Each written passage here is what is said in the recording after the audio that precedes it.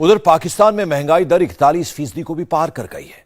भारत में यही महंगाई दर 6.5% के आसपास है। जरा सोचिए पाकिस्तान के आम लोगों का क्या हाल होगा। आटा, दाल, दूध, सब्जियों जैसी रोजमर्रा की जरूरत की चीजें आम लोगों की पहुंच से दिन ब दिन बाहर होती जा रही हैं। पाकिस्तानियों पर महंगाई का यह आसमान गिराया जा रहा है IMF की शर्तें पूरी करने के नाम पर, लेकिन बदले में मिलने वाले कर्ज का दूर दूर तक कोई पता नहीं है। उस पर भी शहबाज शरीफ आवाम को पहले ही धमका चुके हैं कि जैसे ही कर्ज मिलेगा महंगाई और बढ़ेगी।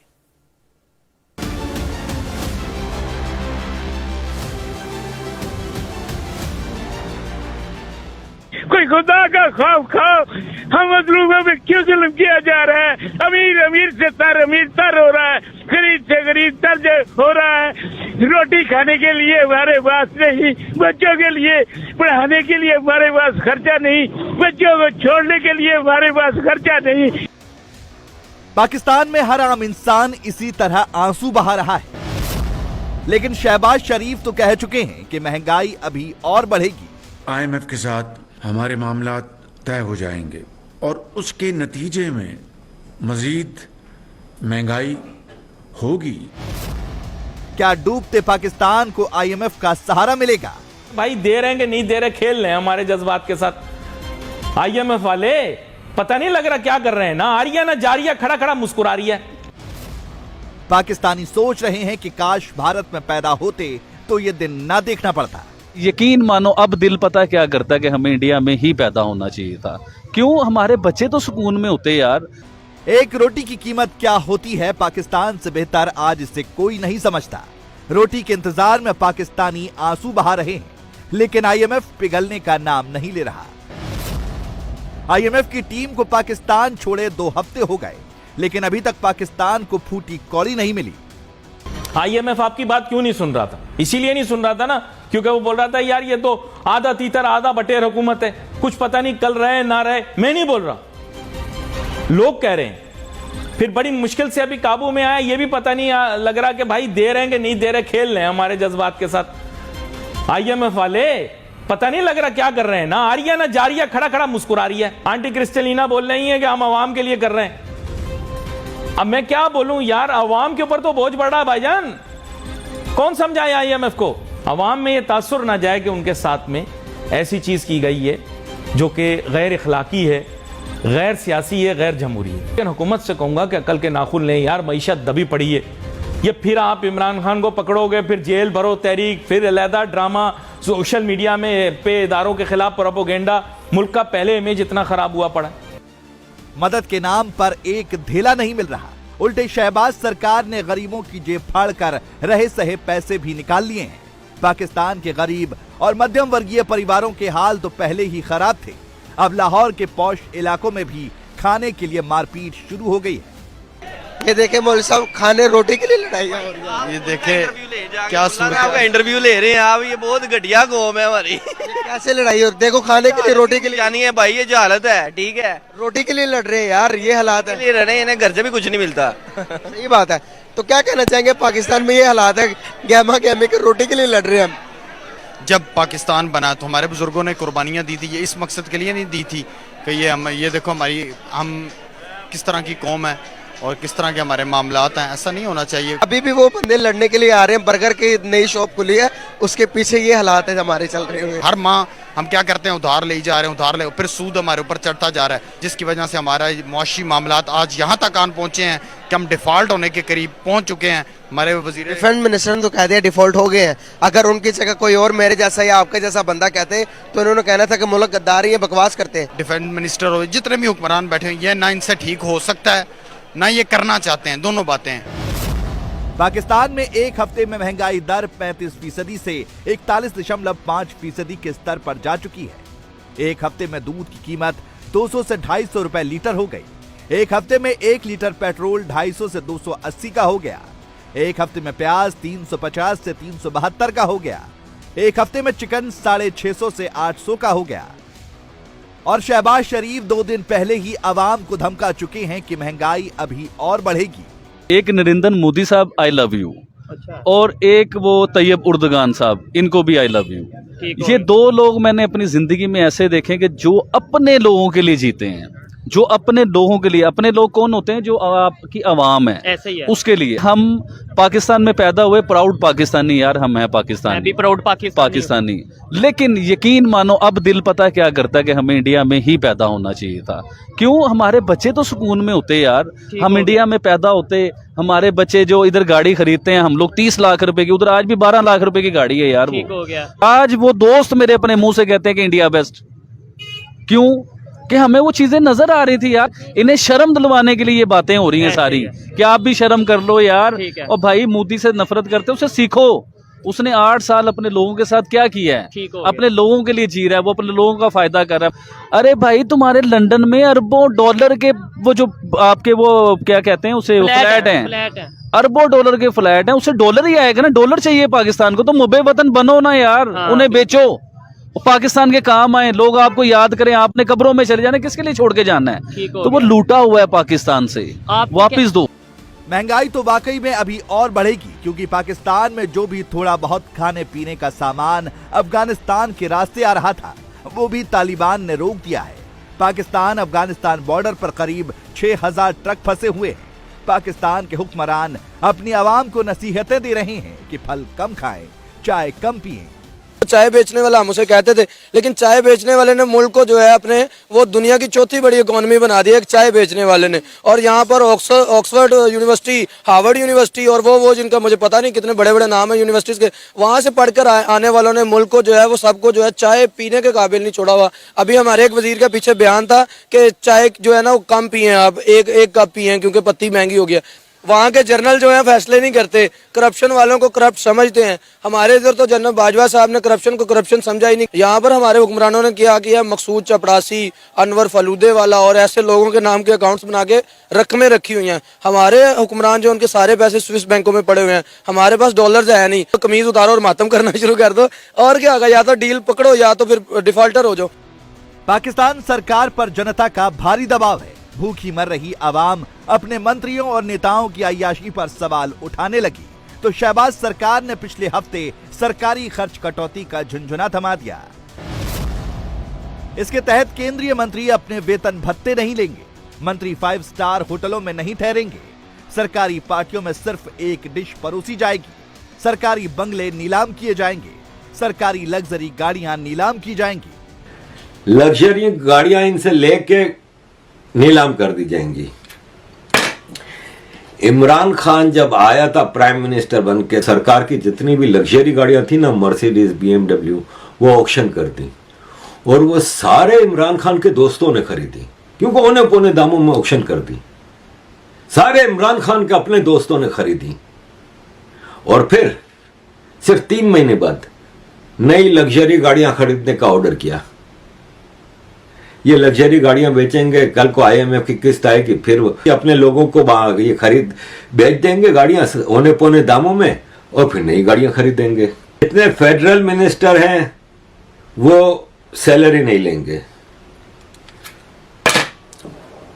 क्या मजाक है।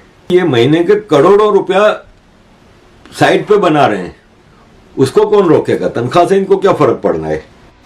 ये सबको पता है कि इन तमाशों से पाकिस्तान की हालत नहीं सुधरने वाली। जरूरत बड़ी मदद की है, लेकिन कोई देश इसके लिए तैयार नहीं है।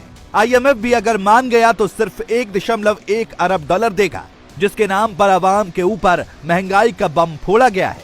जो अभी इनको IMF से कर्जा मिला है वो 1 अरब समथिंग कुछ इनको मिला है, ठीक है।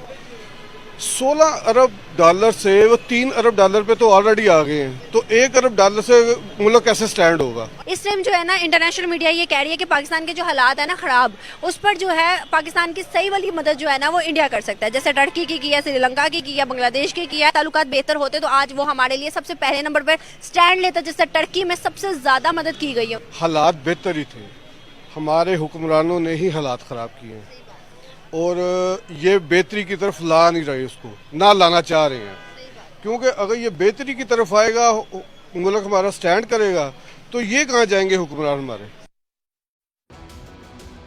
IMF ने 22 बार पाकिस्तान को बेल आउट पैकेज दिया है, लेकिन इस बार इतनी नानुकुर कर रहा है तो इसकी वजह वही 22 बार का इतिहास है। पैकेज मिलने के बावजूद पाकिस्तान बार बार डिफॉल्ट के कगार पर आता रहा और शरीफ भुट्टो खानदान की लंदन अमेरिका में जायदाद बढ़ती गई। तो भाई वो तो IMF का पैकेज किसके लिए है? 83 लोगों के लिए ही है ना। इस IMF के पैकेज ने इस्लामाबाद से बाहर नहीं निकलना भाई।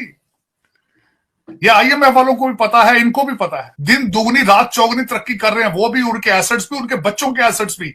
और एक एक साल में 3-3 दफा अपने वो इनकम टैक्स के गोशवारे तब्दील कर रहे हैं दिन दिहाड़े।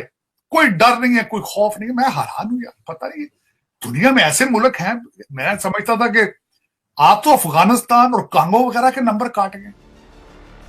पाकिस्तान में 75 सालों से मची इस लूट का ही नतीजा है कि पाकिस्तान पर 130 अरब डॉलर से ज्यादा कर्ज है। पाकिस्तान के फॉरेक्स रिजर्व में सिर्फ 3 अरब डॉलर बचे हैं और पाकिस्तान IMF से सिर्फ 1.1 अरब डॉलर के लिए गिड़गिड़ा रहा है। देखो, इनसे मुर्दे भी पनाह मांगते होंगे। अब जो पाकिस्तानी जिंदा है उनका इन्होंने गला घोट दिया है और जो मरे हुए हैं उनको भी जगा रहे हैं कि उठो टैक्स पे करो। आप ये सोचें कि जब हमारे यहाँ चाय कम हो रही थी तो इन्होंने ये नहीं बताया कि इंपोर्ट बंद हो जाएंगे, हमारे पास डॉलर नहीं। आवाम को कहते हैं आप ना ऐसा करें, 2 कप जहाँ पे पीते हैं 1 कप पिए, जहाँ पे 2 रोटियां खाते हैं वहां पे 4 लोग 1 रोटी खाएं, आधी आधी करके। हम तब इनके ना ये डबल स्टैंडर्ड को नहीं समझे, वो कर रहे हैं। फिर जब आटे की कहत पड़ी, चाय की शॉर्टेज, मुझे लगा ओ वो तो सही बोल रहे थे कि ये सब चीजें होने वाली है। पाकिस्तान सबको पता है कितना टैक्स लोगों पे लगा रहे हैं। आटे पे टैक्स, प्याज पे टैक्स, माचिस पे टैक्स, पानी, बच्चों पे टैक्स। हाँ, टर्की और सीरिया में भूकंप आया तो भारत की ओर से दी गई मदद अभी तक पूरी दुनिया में सुर्खियां बनी हुई है। ये देखकर शहबाज शरीफ खुद टर्की दौड़ पड़े। इस्लामिक भाईचारा जताने के लिए और देने के लिए कुछ था नहीं तो वही सामान वापस लौटाए जो टर्की ने बाढ़ राहत के लिए पाकिस्तान भेजा था। जरूरी नहीं है कि इंडिया का हमारे साथ कोई क्लैश है तो तुर्की वाले भी क्लैश ही रखे। तो उनकी ऑब्वियसली उन्होंने अगर मदद की है तो बदले में उनको थैंक्स तो हर कोई करता है। ये तो एटिकेट की बात है कि आपको ऐसे रिस्पॉन्स देना चाहिए, तो अच्छी बात है। आपको पता है कि तुर्की के लोग अपने घरों की छतों पर चढ़कर इंडिया का झंडा लहरा रहे हैं और ये बहुत बड़ी बात है। बहुत बड़ी बात है वाकई में। किसी और कंट्री का फ्लैग आप लगाएं, लेकिन ये भी तो देखें ना कि किसी और कंट्री ने आपकी कंट्री की कितना ज्यादा हेल्प किया हर चीज में, कि आपकी मतलब एक तरह से इतना बड़ा नुकसान हुआ है। कितने ज्यादा लोग, वैसे हमें पता है कि हमारे मुल्क की कंडीशन इस वक्त ये है कि हमारे लोगों को हमारी ज्यादा जरूरत है। हमारे लोगों को हमारी कंट्री की, हमारी गवर्नमेंट की, हमारी स्टेट की ज्यादा जरूरत है बनिस्बत ये कि हम किसी और की जाके हेल्प कर सके, क्योंकि हम खुद गिरे हुए हैं। जो लोग खुद उस कंडीशन में है वो किसी और की हेल्प करके उसको मेरे ख्याल से नुकसान ही पहुंचा सकते, फायदा कोई नहीं दे सकते। बर्बादी के इस मुकाम पर पहुंचे पाकिस्तान की सियासत का हाल भी देख लीजिए। इसी हफ्ते इमरान खान जेल जाने से बचे, गिरफ्तारी की नौबत आ गई, तब जाकर कोर्ट में पेश हुए और आखिरकार जमानत मिल गई। खुद तो जेल नहीं गए लेकिन अपने समर्थकों को जेल भरने का हुक्म सुना दिया। आप जेल भरो तहरीक की फिल्म शुरू कर दी, पहले 9 महीने में 12 तमाशे और आप एक 13वां तमाशा शुरू कर दिए।